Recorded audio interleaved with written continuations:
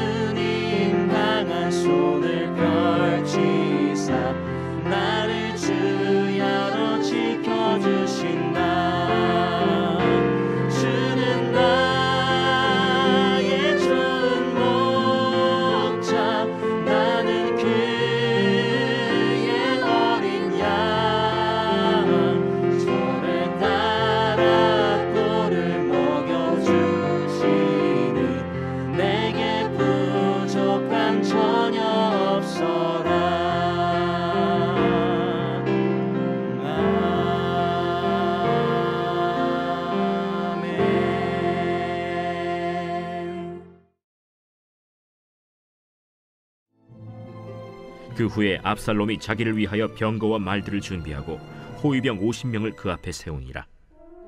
압살롬이 일찍이 일어나 성문 길 곁에 서서 어떤 사람이든지 송사가 있어 왕에게 재판을 청하러 올 때에 그 사람을 불러 이르되, 너는 어느 성읍 사람이냐? 종은 이스라엘 아무 지파에 속하였나이다. 압살롬이 그에게 이르기를, 보라, 내 일이 옳고 바르다마는 내 송사를 들을 사람을 왕께서 세우지 아니하셨다. 내가 이 땅에서 재판관이 되고 누구든지 송사나 재판할 일이 있어 내게로 오는 자에게 내가 정의 베풀기를 원하노라 하고 사람이 가까이 와서 그에게 절하려 하면 압살롬이 손을 펴서 그 사람을 붙들고 그에게 입을 맞추니 이스라엘 무리 중에 왕께 재판을 청하러 오는 자들마다 압살롬의 행함이 이와 같아서 이스라엘 사람의 마음을 압살롬이 훔치니라. 4년 만에 압살롬이 왕께 아뢰되, 내가 여호와께 소원한 것이 있사오니 청하건대 내가 헤브론에 가서 그 소원을 이루게 하소서. 당신의 종이 아람 구술에 있을 때에 소원하기를, 만일 여호와께서 반드시 나를 예루살렘으로 돌아가게 하시면 내가 여호와를 섬기리이다 하였나이다. 왕이 그에게 이르되 평안히 가라. 하니 그가 일어나 헤브론으로 가니라. 이에 압살롬이 정탐을 이스라엘 모든 지파 가운데에 두루 보내 이르기를 너희는 나팔 소리를 듣거든 곧 말하기를 압살롬이 헤브론에서 왕이 되었다 하라. 하니라. 그때 청함을 받은 200명이 압살롬과 함께 예루살렘에서부터 헤브론으로 내려갔으니 그들은 압살롬이 꾸민 그 모든 일을 알지 못하고 그저 따라가기만 한 사람들이라. 제사 드릴 때에 압살롬이 사람을 보내 다윗의 모사 길로 사람 아히도벨을 그의 성읍 길로에서 청하여 온지라. 반역하는 일이 커가매 압살롬에게로 돌아오는 백성이 많아지니라. 성도 여러분, 좋은 아침입니다. 하나님의 은혜와 평강이 가득히 넘치는 하루 되시기를 축복합니다. 오늘은 사무엘하 15장 1절에서 12절 말씀으로 하나님 없는 인생의 허망함이란 제목으로 함께 하나님 말씀 묵상하겠습니다. 오늘 본문은 이제 압살롬이 반란을 계획하는 내용이 들어 있습니다. 압살롬은 다윗과의 만남 뒤에 왕권을 차지하기 위한 계획에 착수하죠. 자기 생각에 이제 합법적인 왕위 계승자로는 어렵겠다 싶어서 백성들의 이제 마음을 빼앗아서 스스로 왕위에 오르려는 시도를 합니다. 먼저 이제 그가 한 것은요, 다윗과 완전히 부자관계가 완전히 회복된 것이 아님에도 불구하고 대외적으로는 왕에게 마치 사면을 받고 왕자의 지위를 회복한 것처럼 행동을 합니다. 그렇게 하는 모습은 바로 자신의 위용을 과시하며 병거 또 말들 50명의 친위 부대를 준비해서 어디를 가든지 이제 함께 행차를 하는 것이죠. 이제 벌써 왕이 된 듯 그렇게 행동하는 모습을 보입니다. 그다음 이제 압살롬은 이제 아버지에게 지지를 받지 못할 것을 알았기에 이제 백성의 지지를 받아야 하겠는데 지지를 받기 위해서 이제 그가 반역을 도모하며 한 일이 있습니다. 그것은 이제 다윗 왕에게 재판을 받기 위하여 이제 백성들이 올라옵니다. 그들을 이제 가로채는 방법이었습니다. 이제 아침 일찍 일어나 이제 압살롬이 성문에서 기다리고 있다가 길가에서 이제 소송거리가 있어 왕에게 나오는 사람들을 다 불러 세우는 것이죠. 그리고 그들에게 물어봅니다. 어느 지파에서 왔느냐, 그리고 이제 사연을 묻고 그러면은 네가 옳다, 네가 옳다, 선하고 올바르다 이런 얘기를 해주면서 그런데 왕이 당신의 말을 듣고 그렇게 해결할 사람을 세우지 않았다라는 이야기를 덧붙입니다. 그 말은 다윗 왕에게 가더라도 왕이 바빠서 너의 문제를, 너의 옳고 그름을 판결해 줄 수가 없을 것이다 라는 그런 인상을 줍니다. 이게 은근히 다윗 왕을 요즘 말로 디스를 하는 거죠. 다윗 왕을 험담하고 왕과 백성 사이를 이간질하는 그런 일을 합니다. 교활한 전략이죠. 그리고는 이제 뒤에 이어서 이제 자기 자랑을 시작을 합니다. 사람들이 만약에 자신을 재판관으로 세우면 자신은 그들에게 정의를 베풀 수 있는데 그렇게 하지 못해서 매우 아쉽다 이렇게 이야기를 합니다. 정리하면 이런 거죠. 너는 옳다 하고 얘기해줘서 이제 자기 편으로 만든 다음에 압살롬이 내가 만약에 왕이 되면 당신이 옳다는 그 정의로운 판결을 내가 내릴 것인데 지금 왕이 아니어서 그렇게 할 수 없다. 무슨 말입니까? 자신을 왕으로 지지해 달라는 그런 말입니다. 또 하나 이제 압살롬이 이제 백성들에게 한 행동이 있어요. 사람들이 가까이 와서 이제 왕자이니까 예절을 차려서 이제 절하려고 하면 절을 못하게 막아섭니다. 손을 뻗어서 절을 하지 못하게 하고서 오히려 끌어안고 또 입을 맞춥니다. 절하는 것은 이제 군신 간에 하는 예의인데 압살롬은 이를 사용하고 마치 친구나 친척들 간에 나누는 친밀한 인사로 끌어안고 입을 맞추는 행동을 함으로써 굉장히 이제 친근감을 표시하는 것이죠. 이런 행동을 이제 모든 오는 사람들에게 한 것이죠. 그러니까 백성들의 마음이 이 왕자에게 많이 돌아섰겠죠. 그래서 성경은 이런 압살롬의 행태를 6절과 같이 말합니다. 자, 15장 6절 볼까요? 이스라엘 무리 중에 왕께 재판을 청하러 오는 자들마다 압살롬의 행함이 이와 같아서 이스라엘 사람의 마음을 압살롬이 훔치니라. 여기 마지막에 이 압살롬 행동을 뭐라고 성경이 평가합니까? 이스라엘 사람들의 마음을 압살롬이 어떻게 해요? 훔치니라. 도적질했다. 이렇게 이야기합니다. 압살롬이 사실은 이제 사실을 조작한 것이죠. 조작하여서 다윗은 무능하다라고 이야기를 하고 그런 인상을 주고 자신은 유능하다, 자신이 왕이 되어야 된다, 이렇게 했기 때문입니다.